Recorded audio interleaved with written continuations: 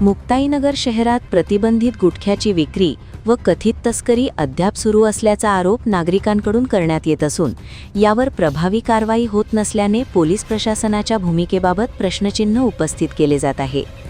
शहरात नियमित गस्त, तपासणी आणि बंदीची अंमलबजावणी होत असल्याचा दावा केला जात असला तरी विविध भागांत प्रतिबंधित गुटखा सहज उपलब्ध होत असल्याचे नागरिकांचे म्हणणे आहे। नागरिकांच्या मते सार्वजनिक ठिकाणांसह शहरातील अनेक भागांत गुटख्याची उघडपणे विक्री होत असल्याचे चित्र असून संबंधित यंत्रणेकडून अपेक्षित कठोर कारवाई होत नसल्याने नाराजी व्यक्त केली जात आहे। नियमित गस्त आणि तपासणी सुरू असतानाही प्रतिबंधित गुटखा विक्री सुरूच कशी, असा सवाल नागरिकांकडून उपस्थित केला जात आहे।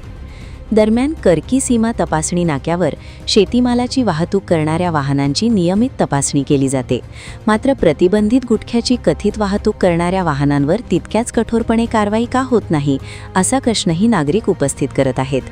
तसेच पुर्णाट फाटा परिसरात वाहतूक पोलीस व इतर पोलिसांकडून नियमित तपासणी होत असतानाही अशा वाहनांवर प्रभावी कारवाई होत नसल्याचा आरोपही नागरिकांनी केला आहे।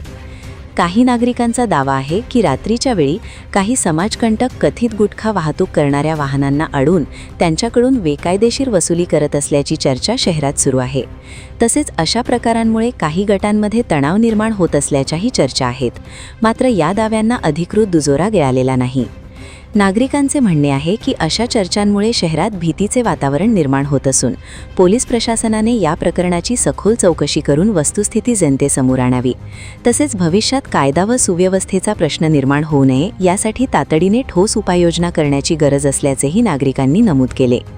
राज्यात वरिष्ठ पोलीस अधिकाऱ्यांच्या मार्गदर्शनाखाली विविध बेकायदेशीर धंद्यांविरोधात धडक मोहिमा राबविल्या जात असल्याच्या पार्श्वभूमीवर मुक्ताईनगरातील प्रतिबंधित गुटखा विक्री व कथित तस्करीवर अपेक्षित परिणाम दिसून येत नसल्याची भावना नागरिकांनी व्यक्त केली आहे। मुक्ताईनगरातील प्रतिबंधित गुटखा विक्री, कथित तस्करी आणि त्यासंदर्भातील बेकायदेशीर प्रकारांची निष्पक्ष व उच्चस्तरीय चौकशी करून दोषी आढळणाऱ्यांवर कठोर कारवाई करावी। तसेच प्रतिबंधित गुटख्यांविरोधात विशेष धडक मोहीम राबवून नागरिकांचा प्रशासनावरील विश्वास दृढ करावा, अशी मागणी नागरिकांकडून करण्यात येत आहे।